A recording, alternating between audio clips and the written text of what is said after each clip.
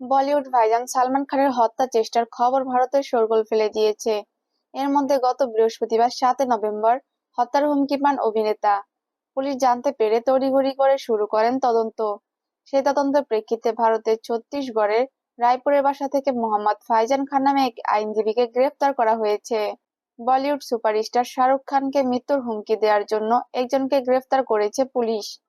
মোহাম্মদ ফাইজান খান নামে একজন আইনজীবীর ফোন থেকে অভিনেতাকে হত্যার হুমকি দিয়ে 50 লাখ রুপি দাবি করা হয়।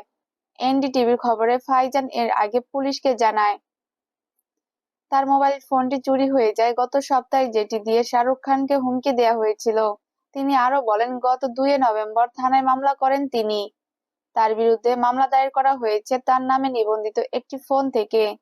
এর আগে 5 November Mumbai police superstar Salman খানের বিরুদ্ধে লরেন্স বিশপই গ্যাং এর কাছ থেকে একটি হুমকি বার্তা পেয়েছিল। হুমকি বার্তাটি অভিনেতা দুটি বিকল্প দিয়েছিল: ক্ষমা চাওয়া বা বেঁচে থাকার জন্য 5 কোটি রুপি দেয়া। এক সপ্তাহের মধ্যে এটি সালমান খানের দ্বিতীয় মৃত্যুর হুমকি।